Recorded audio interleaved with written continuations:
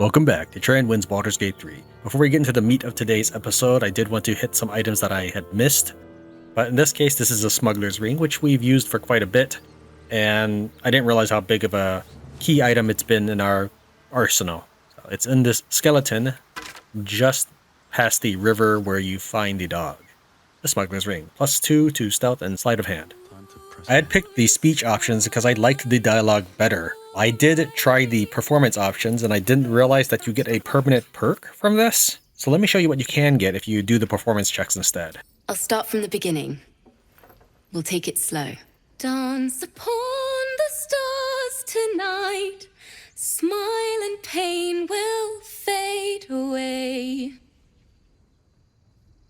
Play along with her. Wow. And I don't have any inspiration because this is really early in the game, so I'm going to load and try to pass this. Words of mine will turn to ash when you cool the last light down.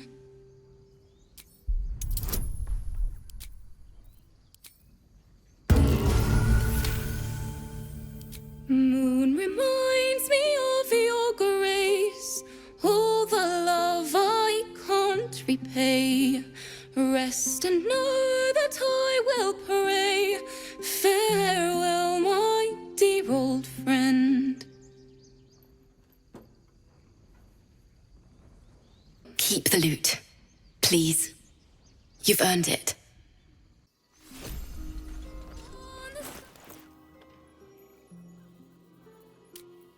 Thought I was supposed to get something called music proficiency. Yeah, musical instrument proficiency. Tran knows how to play a variety of musical instruments and is able to entertain a crowd with them. You normally get this by default if you are a bard, but I deliberately did not make him a bard. I put him as a rogue just to get an extra +7 proficiency to bard. So this is just something that you get for completing her song.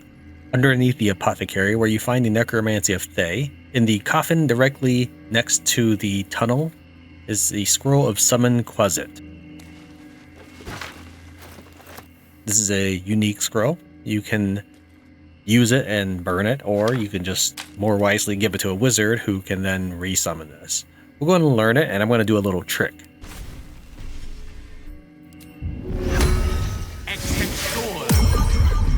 Oh, shit-pilling toe rag! Never summon shovel, never feed shovel, now call shovel! You recognize the tiny fiend, a Quasit. Wicked creatures, often used as familiars. Wait, you're not Illy? Actually, 1 second, let me make sure I'm recording the cursor. I don't think I was, but I don't know how it'll show up in Baldur's Gate. Gale's dialogue with him is not really necessary. We need to have dialogue with the character we want to learn the spell for. Now you may say, Gale's already learned the spell. Yeah, we're going to get a second copy of this. Still breathing, despite everything. Oh, wait, you're not Illy? There's one key point. We have to keep his name. Illy. My master, tall, skinny, prick with ears. So, you're Shovel's master now. Fine. You're a disgusting little creature, aren't you? And you, slab of beef with nipples. Moo! If you ask about Illy, that skips past the shovel dialogue. You want to talk about that. Master Illy calls me Shovel. Don't like it? Change it. What would you like to be called? Don't care. Shovel is fine. So, what first, Master? Gutting locals? Raising the dead? Making them walk? Making them scream? Some light pillage, perhaps a bit of murder to follow. Yes! Master is fun. More fun than Illy. Illy's so busy. Only cares about the book. Book this, book that. Oh! You have such a way with words. Good with tongue. Good at cutting them out, too. Tell you secret. Illy weak. Illy never finish book. But Master can do it. Read book, conquer book. Yes. Then we head on inside.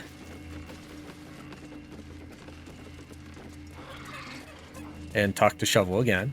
Now note that I do not have that spell in here. I won't go and move things over. It should fall in one of these spots, probably the stop Don't one. have a word. Oh? A spell shite! When the fisting starts, use the sparky magic to call Shovel. Let's kill everything. And now we have it. You don't have to say that you want to kill. You can just say, no, I'm not interested. It's fine. Just make sure you ask Shovel about his name and keep the same name. Now we can summon second Shovel. So we have two of them. Unfortunately, I haven't been able to get more of this, because if someone else talks, we just get dialogue that would be normal. Illy weak. Illy never finished book, but Master can do it. Read book, conquer book. Yes. See? Tell you truth, Beefy. Trust me. Always. Always. Yeah, the beefy dialogue is what you get if you didn't pick the correct options. There are some variants that you can do. Anybody who hasn't read the Necromancy of Thay, I have not been able to get that to happen, but I haven't tried every permutation of this. Additionally, while we're down here, there's also the defense bracers. Bracers of defense. Become the bulwark, you gain a +2 to armor class as long as you're not wearing armor or holding a shield. Sounds okay, but yeah, keep in mind that Gale is actually, I know it sounds obvious, but he's human. And as a human, he actually has proficiency with shields automatically. There we go, Civil Militia. It says here, armor proficiency with light armor and shields. So just for being human, he can actually use a shield, which is +2 AC. Unless you have something else you plan on putting in his other hand, or maybe eking out that extra quarterstaff melee damage, you might as well give him a shield. While it'll be the same thing as armor, same thing as his bracers, armor class +2, we can actually put on more valuable bracers. So we'll be equipping a shield on him and putting on some more useful bracers. Here's the Susar tree, and we fought the Duergar here. We're going to approach the edge of this landscape here, which leads us to a tombstone. The rock under your feet juts upwards, forming a perfectly engraved tombstone with a small epitaph. In memory of Myrna, a shining light in this dark world, may you forever gaze upon the lake you loved to play in. Why, this is Lenore's dog. Of course, all we're going to do is put some autumn crocus next to it. Yes. We would never do anything else. The wind softly rustles the flower petals. Somehow, the grave feels whole again.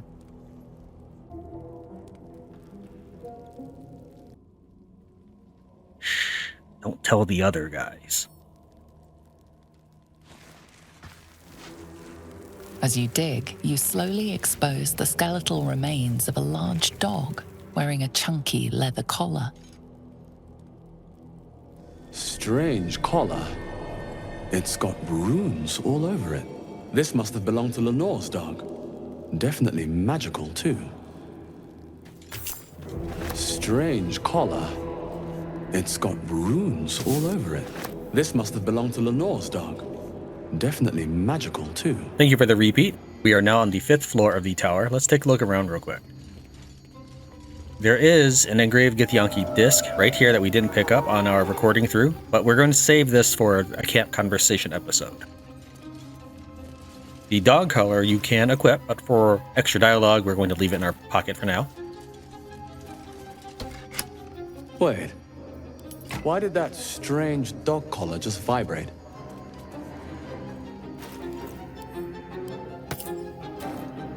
I was expecting someone like Astarion to make a comment about me putting on the dog collar. Ah, clever. Food is dispensed for anyone wearing this collar. Only one serving for me, I guess. Thanks for the raw steak.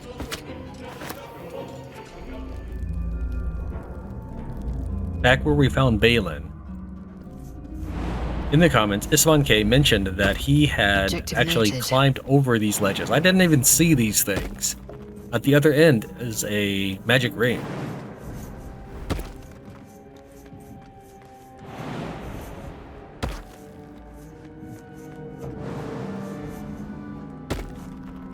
we go. Explorer's Ring, Nature +1, Survival +1. Where is that torch? There it is. Gift for you, Balin. Apparently, she wouldn't throw well enough to destroy the bigger thing.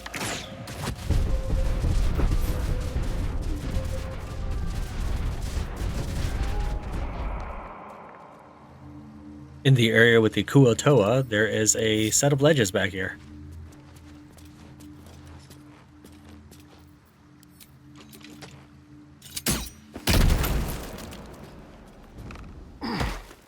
Here we have already a broken chest with a heal potion next to it. Before I entered, Asterin actually had the Sovereign's Spore or whatever that would prevent him from setting off pods, but I guess entering this area, the perk goes away. Probably because the game does not treat this as the Underdark. I don't know. There's a potion there, and I'm not going to really reach for... Well, you know what? We'll do it for the video. Now, I could use in turn to get the potion for sure. Trap. Be cautious. Well, okay, that's not quite what I meant to happen. I was going to try to run in and grab it and leave, but I like the way that turned out because I could bounce between the two of them. So yes, there was bones next to a broken chest, implying that there is some sort of trap on these chests that blow up. Now, unfortunately, Asterin is not strong enough to jump over here. He's lame that way.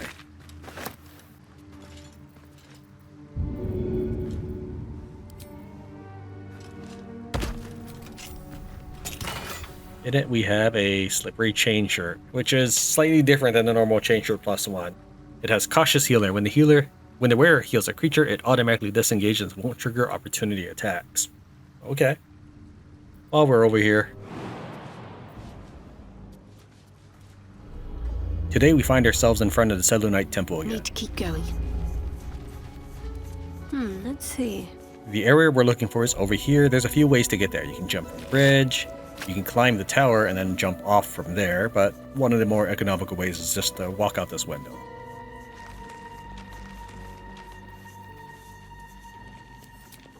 Watch out for this torch stock.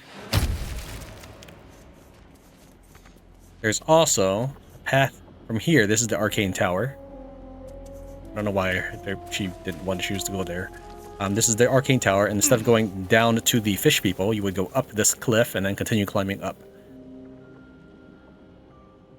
So this next area, I haven't actually completed yet. I just sort of ran into it. I didn't like the first round, so I thought, okay, no. I'm the one who does the flexing, not the enemy. What we're going to do is we're going to go ahead and... Let's go ahead and bring in both characters. Watch out for that torch stock. I don't want to hit it because it's going to damage this petrified Drow. And the enemy will throw a healing potion at him, and that will actually bring about a result I don't want. I want to try to rescue all these Drow just to see what happens. I'm probably going to end up killing them afterwards because they're Drow. But yeah, I mean, there's no need to do it. I just want to try. Okay, there's no sight lines right now. The enemy has not spawned yet, but the enemy will spawn when it sees you. There's no perception, no stealth checks. It's just not here. So I had to do something that makes it see me. All right, before that, we're going to go ahead and drink a potion of invisibility. Let's go and ungroup.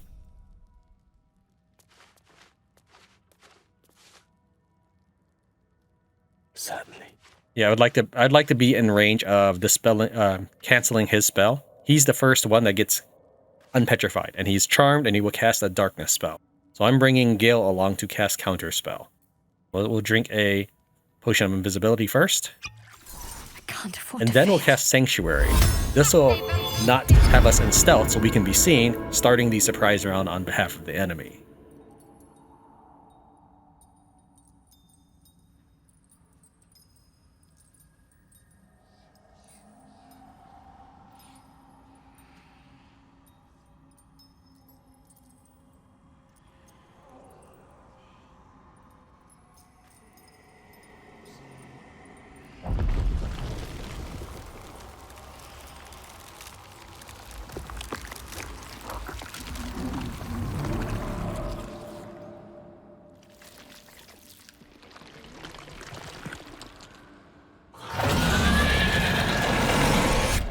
So basically, I've made it much harder on myself because I want to get all the Drow unpetrified.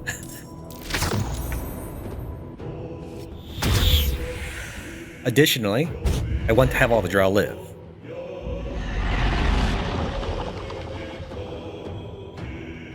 Not for any moral reasons. I just want to see what happens. So now we're going to counterspell.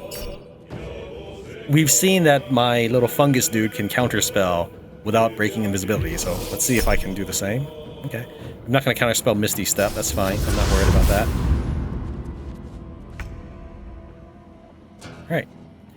Alright. We'll make sure, let's see here, yeah, her opportunity tech is still on reaction. Or ask, have her intern. They can still see her. And he can do non-attack rays on her. That's fine. I'm only gonna do that to darkness.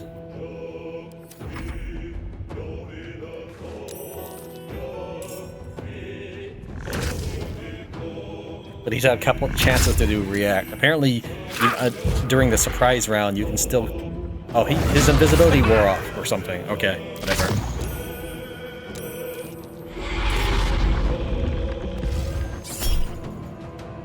I mean, it's not that bad. We'll go ahead and take it.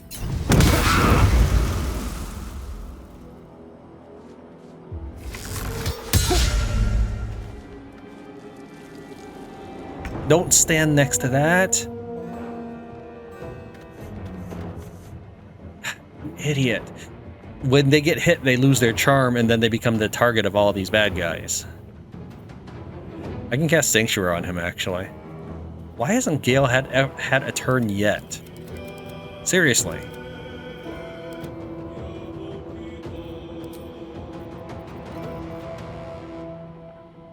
I don't know.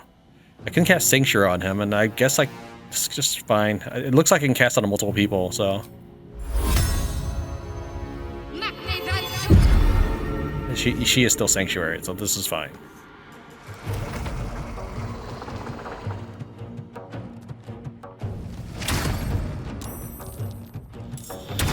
Unpetrifying them yourself will also make them not hostile. The Beholder has to unpetrify them for them to be charmed.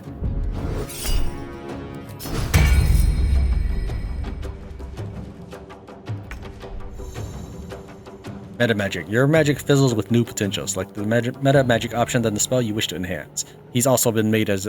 She's been a Tempest Cleric. He's been made into a Sorcerer just for the duration of this battle. I really don't want him getting hit by that Torch Stalk. I don't know what to do about this, though.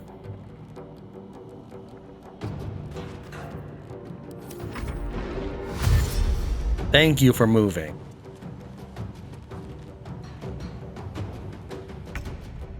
Alright, there's still him and him, but I think we're otherwise done. She's immobile due to being frightened, however. We'll probably get ready to dash out of here.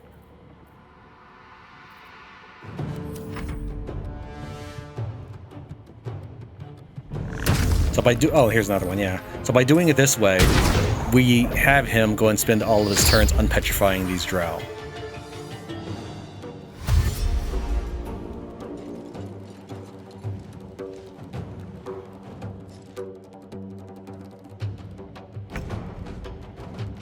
He's not casting any more darkness or anything like that, so we'll just go ahead and dash out of here.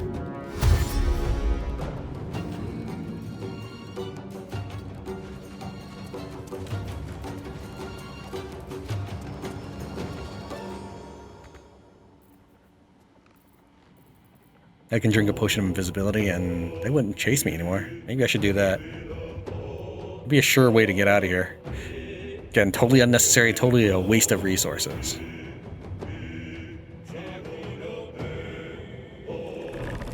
Yeah, let's go and do so.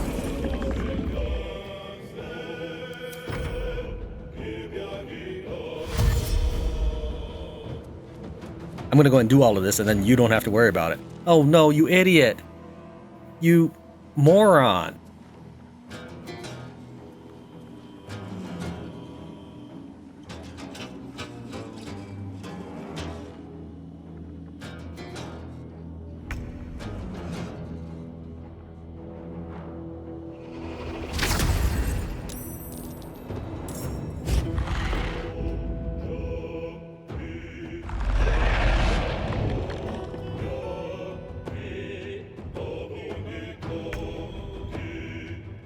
think what he's trying to do is chase Gale, which is why he has the invisibility on, but come on, game. I don't think Gale can actually go that way.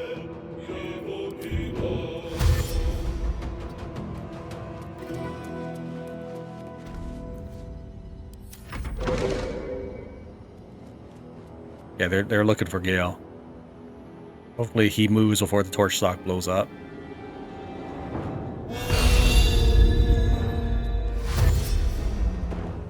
You idiots. Just get away from the torch stock, seriously.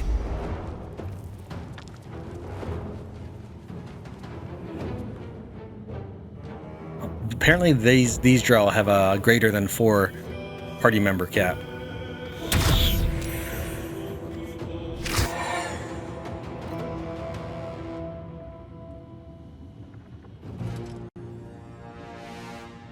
If I knew enough about modding, what I would probably do is, and I know there's currently a party member remover mod. But I was thinking like, hey, if I knew more about modding, maybe I'd try to remod the whole game to be balanced for a full party. Add 2 enemies to most teams. For example, the Dweirgar that we fought earlier, there's 4 Dweirgar in it. If we had a full team, maybe fighting 6 Dweirgar would be fair. Alright, let's see. She has 2 more turns of Sanctuary. We can just cast again. We can also just drink a potion of invisibility, which we might choose to do. We'll go ahead and do that.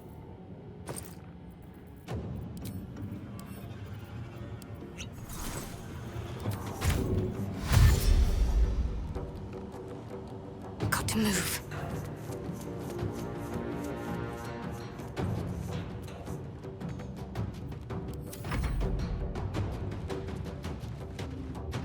Hopefully no one stands next to that. That would be bad and stupid.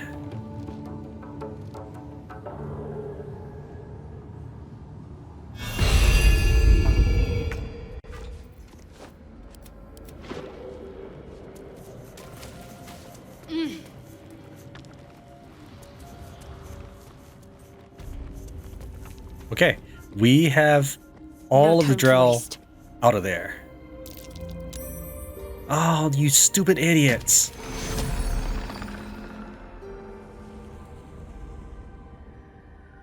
What got hit? It doesn't tell me, but it doesn't look like any of the Drow got hit, that it was just the Beholder. It's okay if it's the Beholder. Please. I cannot leave the Underdark. Dude, we're not leaving the Underdark. The mapmaker's put this whole area behind here, and he keeps hassling me. Yes, we're staying here in the Underdark. Never wanted the easy part. Please. Dude.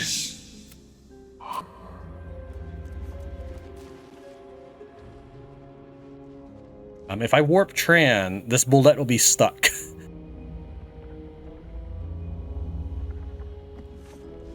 Okay.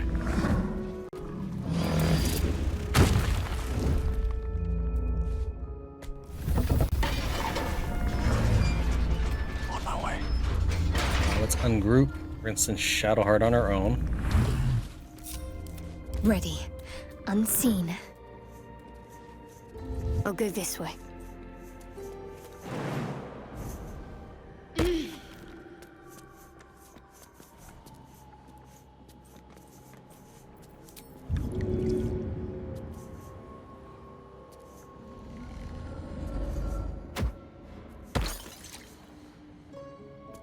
Mustn't let anyone see. I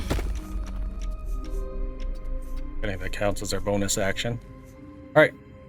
This is my first time ever doing a surprise attack without a rogue, so I'm hoping this still gives me a surprise around. She is standing in water.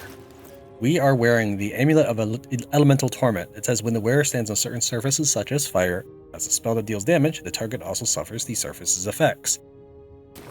I don't know if this will work. It's just a plan, but she's going to cast lightning at this enemy while staying in water.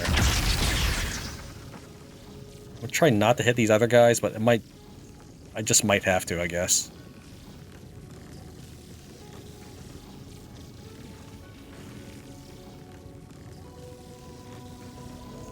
Okay, that looks like it's hitting just the hit. And we're gonna cast Destructive Wrath on top of it to deal maximum damage. Good. Again. It is a surprise round. Okay. Let's take a look. Does it tell me that I... 48 is the max damage, so yeah, throwing the water did nothing. Oh, that's a shame. Okay.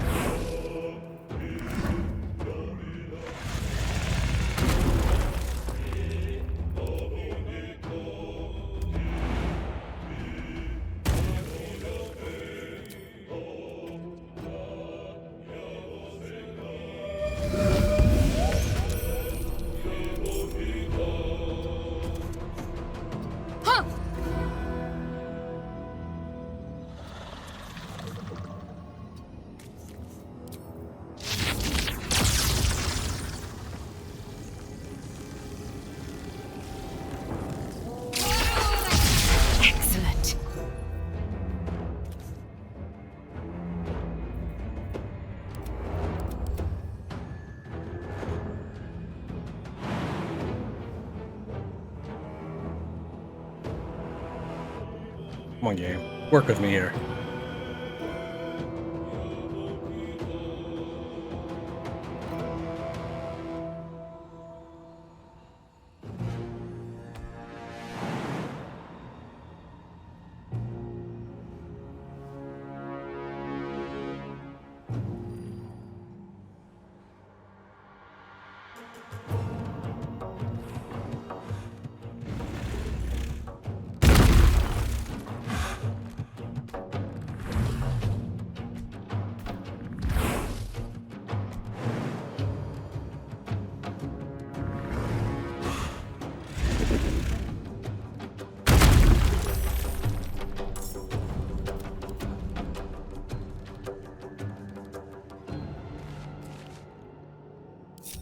On my way.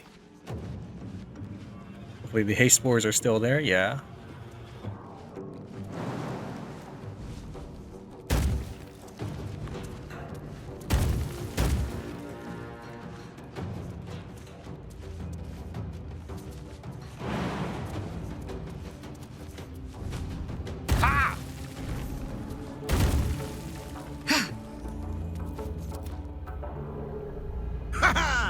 Alright, next up. I think we'll do Inquisitor's Might and then switch to Gloves of Power. The Radiant damage is not going to last as long, but I should get Heroism, which I assume lasts 10 turns. You can see here that I gain Heroism once I use the Channel Oath ability. This is also my first time trying this. Yeah, I kind of figured it would put me in combat, and that's fine. If it did, it was going to be okay. You're up next.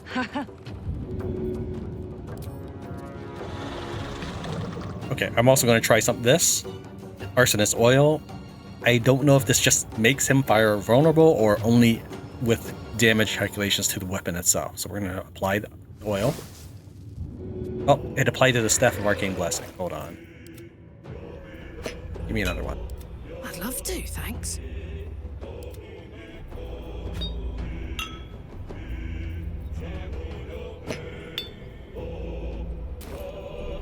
Did they patch out moving items? Come on, game. Alright. I put it on the wrong item, obviously.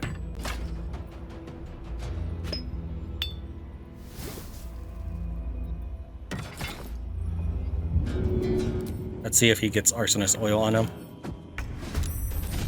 Keep going. Okay, he had no resistances before. He does not have resistances now, but that doesn't mean anything because this was a throw.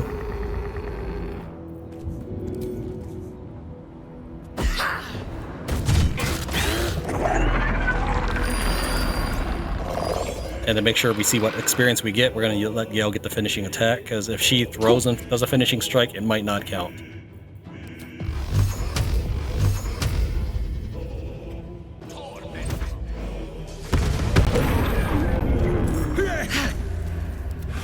We had a whole nother round to go and still a bunch of haste to go, so we definitely overwhelmed that fight.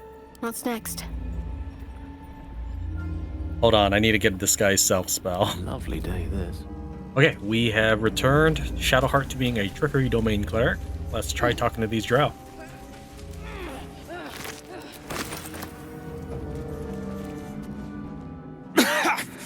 Dust on my tongue!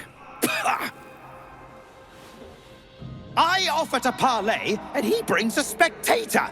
Twit! Quite ruined my ambush. Now, you are? Accustomed to a little more respect from a male. My apologies, mistress. I am still coming back to my senses. I am Dawn, third son of House Bartol, first rank evoker, and initiate of Graven Hollows. Oh. Oh, no, no, my dear dark gods below, no! A memory shard. A container onto which brief mental impressions are projected and stored for years at a time. Pretty. I'll take it.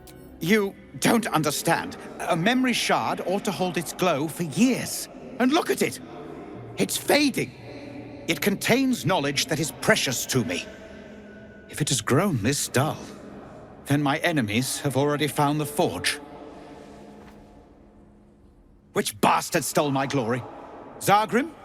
Philro? Do you speak of the Adamantine Forge? It's still hidden as far as I know. Impossible. My rivals would have stopped at nothing. Unless... Huh. Ha! The fools must have turned back, or, better yet, died in the search. Good. If they had just surrendered their research to me, we might have found the forge together. But no, they hoarded their knowledge, left each of us clinging to scraps. I had the good sense to lock mine away in the shard. And now I can claim the forge alone. You'll claim nothing. Hand over the crystal. I'll take it from here. You bloody well... I mean to say, mistress, I have undertaken this research myself, beholden to no house or hold. I'm above house politics myself, but I'll still kill for what I want.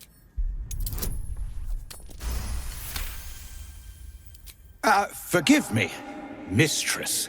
I would, of course, be honored to pass my research on to you. The memory shard answers to the passphrase, Dawn, Lord Archmage. Just an aspiration for a wizard of my talents, mistress. We get 240 experience for that. So that's 40 experience per drow that we saved. Speak with Dawn.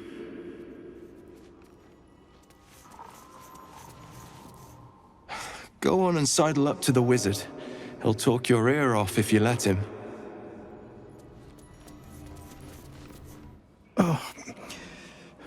Dawn's your man. Let's see what I can glean. Zasunartean. Flesh, once more. Your spirit is mighty and your will strong. Let these words alone be my thanks. Talk to Dawn. I must rest. Respectfully, you have already taken my life's work. What else could you possibly need? House Bartol, you said. You'll be welcomed back. All the male heirs died, I believe.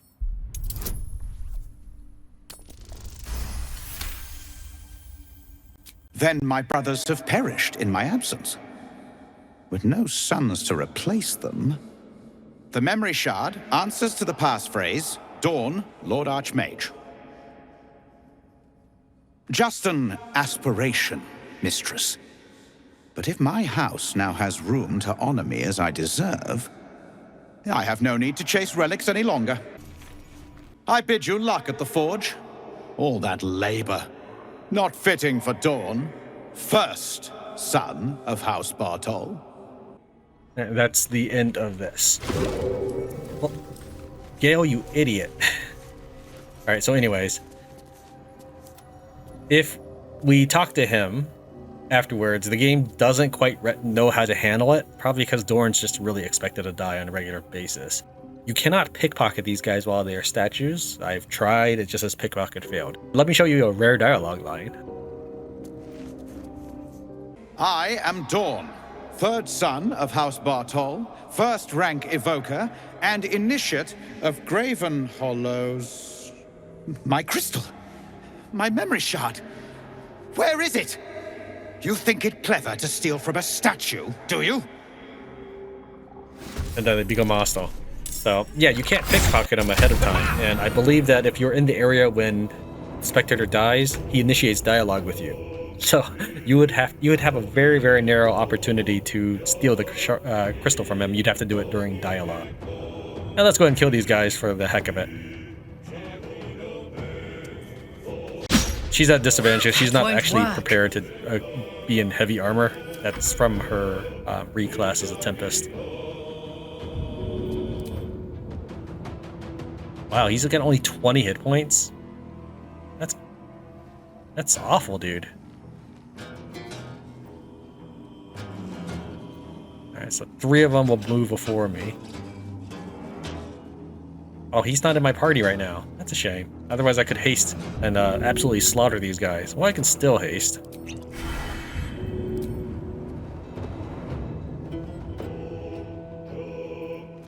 That's a bonus action, so we will just go and throw. Why does she have to move to throw?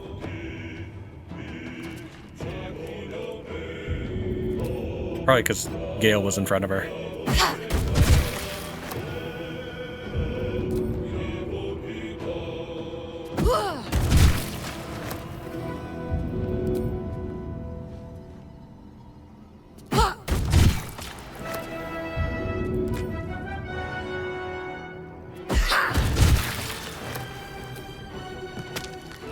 Because I got the experience for successfully saving them, I'm not actually getting the experience for killing them.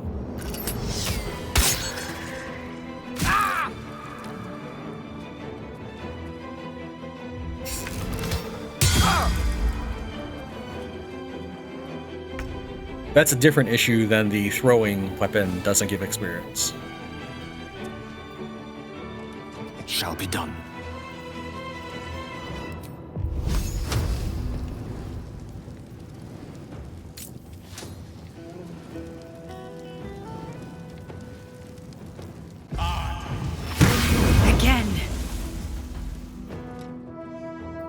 I didn't do that right.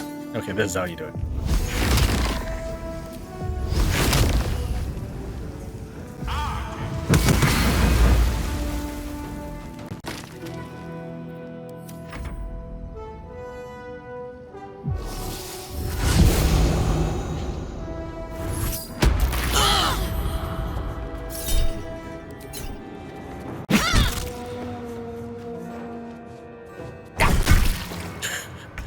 You idiotic movement. Alright, so I'm wearing the Helm of Smiting. So in order to use this, I need to hit somebody with a condition-based smite effect.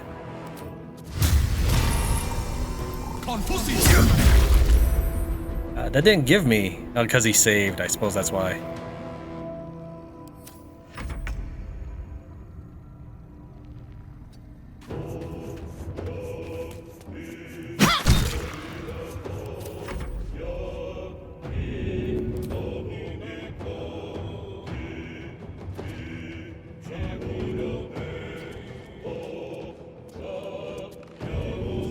Really? That's where you're gonna shove him? Shove him that way.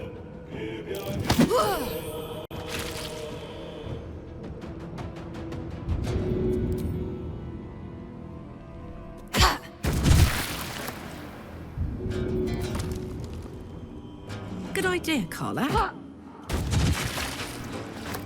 Oh, I can even speak to the dead him.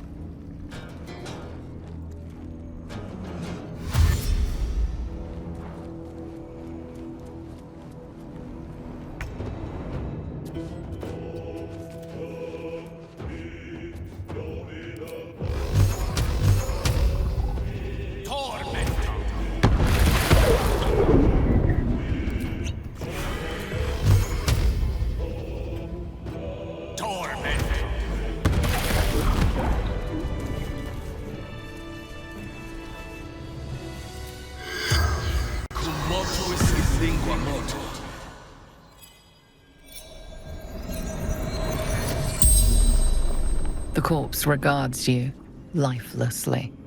You were looking for a forge. What can you tell me about it? Adamantium. Precious beyond measure. Where are you from? Menzo Baranson. How were you petrified? Sargrim. Argument. Summoned Spectator. Why did you argue with Zargrim? He wanted memory shard. What does this memory shard do? Shows way to adamantine forge. The spell's power wanes. You can ask no more questions. That Drow wasn't the only Forge fan in the Underdark. And so he has also the Blast Pendant. Yeah, he's dying for sure. It just has a lightning blast spell, but hey, it's an item. Focus the electricity in your veins to strengthen your next lightning spell or cantrip. Your next lightning spell or cantrip deals additional lightning damage equal to your remaining lightning charges. Okay. Though they only work together for a short time, it is hard to overstate the influence. Did I already read this one? It's very similar. Lenore, the cleric of Mr. had on Ur the Sparkstruck, who often liked harnessing lightning to manipulating the weave. And we have the Icy Helve, so let's bring this back to base and combine these items and see what we get.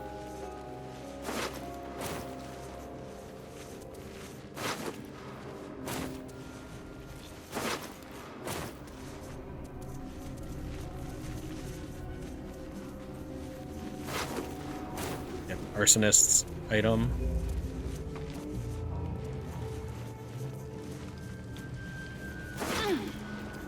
Actually, let's real quick check. Grab that arsonist oil and then smack one of our characters and see if that applies a fire vulnerability status effect or if it's just based on the weapon itself. Which then you'd have to have a dip or a fire dip or something. I'm assuming it's a condition. But the text menu doesn't necessarily reflect.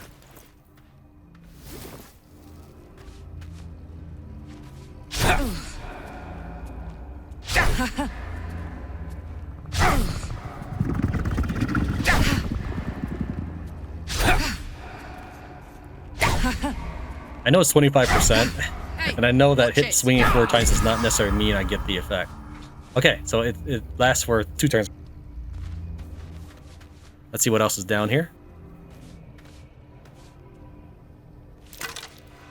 A trap. This place is more dangerous than I thought. No, you can't drag skeletons.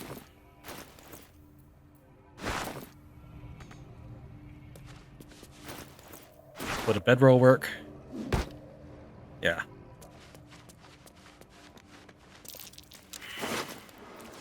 Draw poison. Another trap under this vent. Silver necklace.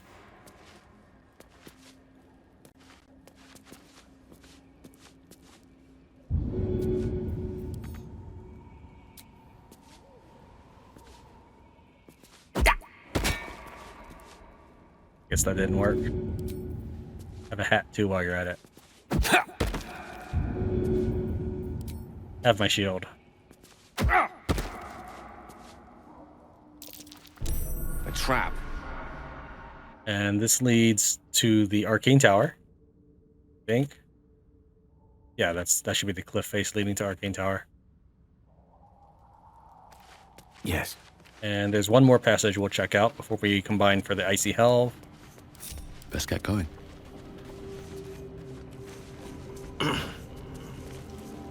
One day I'll catch a break. He didn't even get to use a Divine Smite on the Spectator.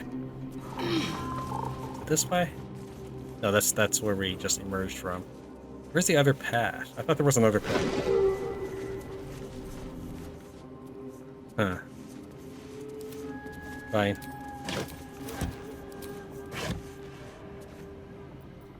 Featherfall.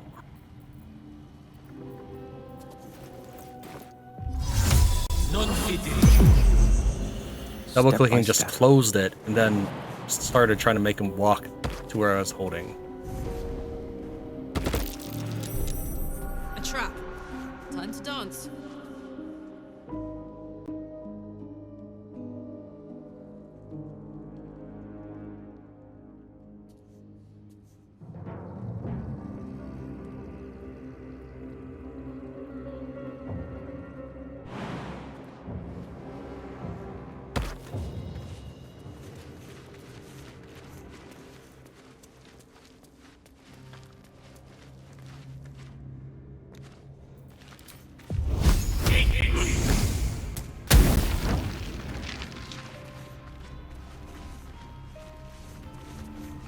Yeesh. Alright, let's take a look at this. Spider egg. It's an actual thing I pick up or something.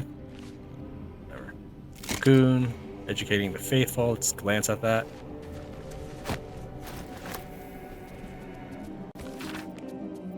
Okay, Lolth book.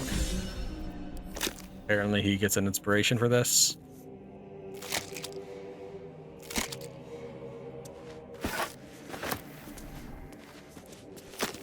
Great. Heavy chest.